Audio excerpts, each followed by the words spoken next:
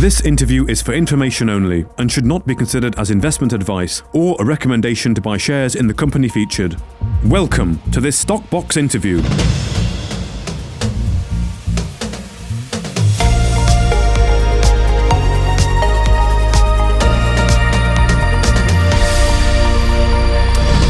Joining us today is Alan Sabet, the CEO of Mogotes Metals. Thank you very much for joining us. How are you, Alan? Very good. How are you? Thanks for having me on. Yeah, very good. Yeah, thank you. We, of course, met at the Swiss Mining Institute last week. Just first of all, I know everyone had very packed meetings during that event. Was your diary equally as packed? What was the sort of chat you were having with potential investors?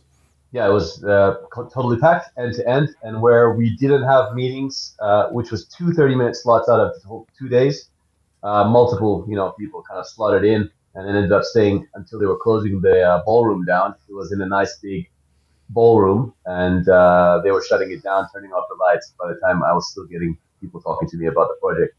So that was really good. Yeah. And then I got a shout out on the final night at the gala. Were you at the gala? I was at the gala, yes. So I remember you got a shout out. Yeah. That was good. That was great to see you there. Great to meet you. But I wonder if you can perhaps, just for our audience now, just perhaps give the high-level overview or the elevator pitch, if you like, of Mogotes Metals. Yeah, it's a very simple story. We know that copper is an element that's going to be in very much high demand in the coming decade, and it's very difficult to find deposits of large scale and of economic value.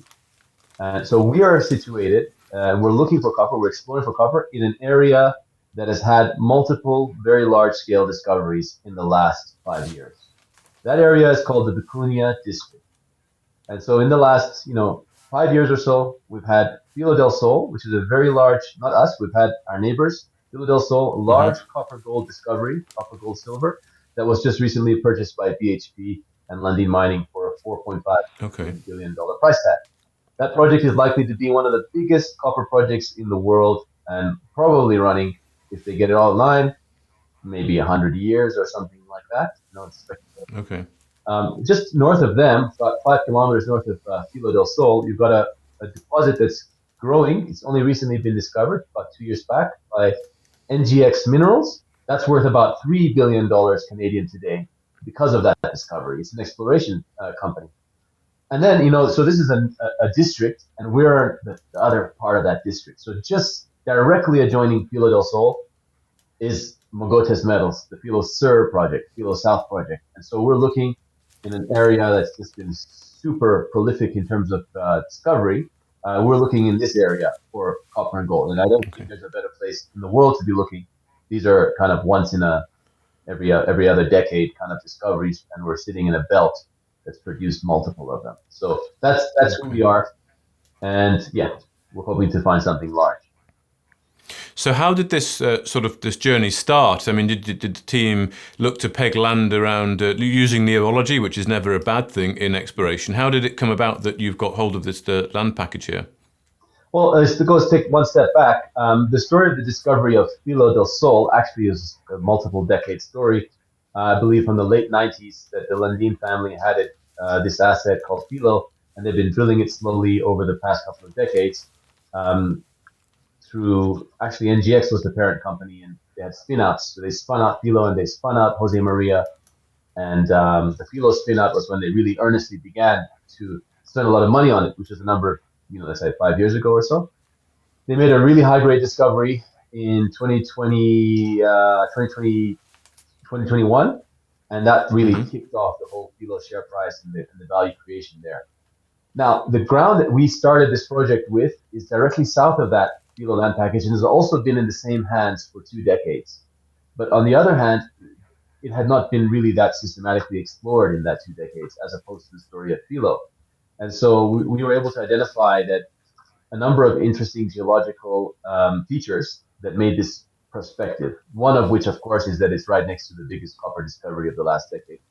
Yes, that's very important. But then we looked at satellite imagery. Alteration patterns in satellite imagery showed that the alteration extensively continued onto this land package in the south. And we were able to look at some data sets from the original owners, which we now have option to 100% of. And we put a deal forward that proposed a significant amount of expenditure in the ground and some payments to get control of the Argentina part of this land package. That was in 2022. So from there, we initiated what we believe is the first real modern and systematic exploration program there that comprehensively covered. Are you still with me, Mark? Yes, comprehensively covered the whole land package with really sampling, mapping, geological, insight from boots on the ground in places where there was no exploration before, because this is hardy terrain. So essentially, Mark, this was underexplored. There was a limited amount of drilling done by a large company in 2011, 12, and 13, and that was the most significant program that was done. What we did is we came in and we started systematically exploring, gathering data sets across the whole land package, because we knew the size of the prize here is significant.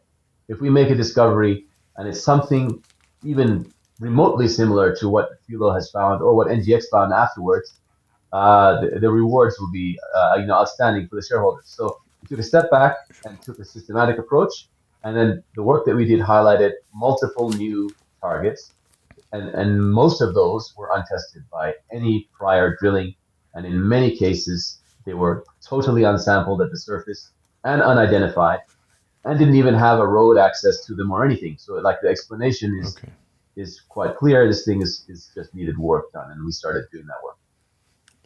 Okay, so you say you've got those targets identified. I mean, how confident are you that the deposit, that the geology is favourable and does indeed sort of extend onto your ground here? How are you going to sort of look to prove that up? Sure, yeah. Look, I need to be careful here. Our technical advisor and director, Stephen Nano, designed a program up, and he's the one best suited to talk to it. But what I can tell you, as a layman and also the CEO of the company, is that there's a number of coincident data sets that help us understand the controls on the mineralization and the attractiveness of these targets. The first is, in this part of the world, in the Andes, the deposits that you see form are generally in that north-south belt. And that's not just in the Vicuña District, which is a segment of that long, long corridor, but it's about 1,000 kilometers running north to south, where mines, producing mines, and deposits occur on that north-south controlled belt. So when you look at the Vicuña District, you're zooming in, you're looking at, let's say, 30 kilometers north-south. You're looking at Los Helados, which is a porphyry deposit owned by NGEx Minerals. You come south, you're looking at Lunahuasi. Go a bit further south, you're looking at Filo. You continue south, you're in the Mogotes land package, which is a sizable land package and contains the extension of that trend. So we're on the right structural kind of setting and corridor for the mineralization to continue. Then you look at a few other things, right? You look at, does the soil sampling, like if you do a grid of soil samples, it's a very common technique. Are you seeing copper? Are you seeing gold? Are you seeing the right elements in your project? Do they continue on from Filo del Sol and from that trend? And the answer is they do.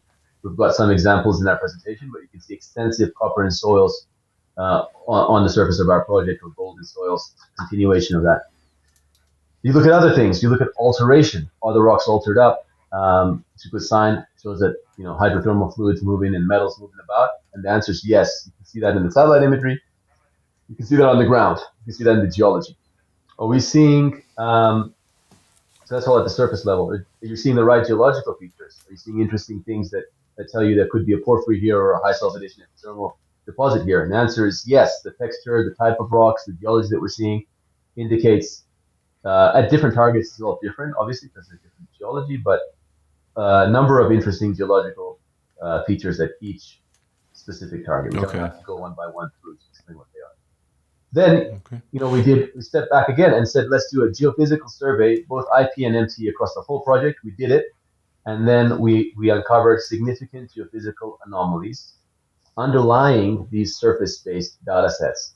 So you've got interesting copper or gold or whatever pattern it is for the target at the surface, and then underlying that, for our prospects, almost all, something very interesting in the three-dimensional space that tells us this fits a particular model and it needs to be drilled or explored. Okay, so the confidence is based on the data, and the data that we've collected is very high quality, very systematic, and we'll use the most modern technologies and techniques because we know that there's potentially a huge prize here. I'd be surprised if it was there. We should find it because we're taking the best approach, I feel, to the exploration. Yeah. Indeed. So what does it look like there in terms of exploration plans that you've got for the immediate future? I mean, perhaps towards the end, as we look towards the end of this year here, where would you like to be, and are you ready to go with your plans? Yeah, so one of the things I outlined is what we've done, and that generated a number of very interesting targets. What you like to do with those targets is firm them up more to reduce the risk of drilling so that you're able to drill the best possible hole for each target. The worst thing to do here is to run in half-cocked, drill a hole into a target when it's not fully developed, and you'll have impatient investors or people assessing that and saying that's not a discovery or that's not a hit, when in reality you just oriented the hole wrong, you didn't cross the veins right, or you missed the anomaly by X meters, or you just messed it up. And so that's not what we want to do. We want our shareholders to participate in discovery. So we're taking things at the right level for each prospect. So we right now are in the field and working up each of the targets. A few months back, we started creating a series of trenches over the top of each of our priority targets to further refine those results. And those are going to be coming through soon. But what's happening at the very minute we're talking is that we've got a new land package that adjoins the existing one that we had. It basically we optioned this package, secured the extension of that Filo del Sol trend. And that's been really exciting because, again, this land package is sitting with one company for 20 years. It had not been explored. It had not been drilled at all, zero drilling in the entire option. And it was sitting directly south of Filo del Sol. So Filo del Sol's here. You go 1 kilometer or so, bang, you're into Mogotes land package, and we just added the other half of it. So we've got the full strike extension of Filo del Sol now. And that Chilean land package was totally unexplored. We're working there now. We've done a significant amount of sampling and mapping, and we're analyzing that data. We've got a geophysics crew up there completing the 3D geophysics that we've got. So that's exciting. The results from all of that work is being interpreted as we're working in real time, and we're going to get those out to the market as well as soon as we can. Okay. So you've got those. That's effectively refining your drill targets. Would you then look to go straight into a drill program and what's the investment case for potential investors and shareholders? Is it waiting for that drill program to go to potentially find the deposit you're looking for? Yeah. Well, look, what I'd say, Mark, is this. We've got more ground than ever before. We've secured the full extension of the Filo trend. It's important to have perspective. We are sitting next to not one, but multiple world-class discoveries. Okay, so we're in the right place, and we've collected significant amounts of very interesting data. The new ground is unsampled and unsurveyed from a geophysical perspective. The information from that should be very interesting. I'm hopeful that it is, and I think when that comes out, that'll be exciting for anyone interested in discovery. And then, so I think that in terms of when to participate in Mogotes, it would probably be before anything comes out from that new ground that we've just acquired. Just what follows from there is the analysis of that generation of targets and getting to drill that. So, and the other targets that we've already been slowly working up and establishing, really well-defined targeting vectors and orientation for drill holes. Okay. Good. Well, thank you very much for introducing the company to us there, Alan. Sabet, the CEO of Mogotes Metals. Yes, a pleasure to be here, and I hope to be here again. Thanks, Mark. If you enjoyed this interview, then give us a thumbs up, a like or a retweet. Subscribe to us on YouTube or follow us on Twitter and hit that notification bell to be the first to know when we release new content. There's loads of great content on our website too, across all our programs at stockboxmedia.com. Thank you for watching.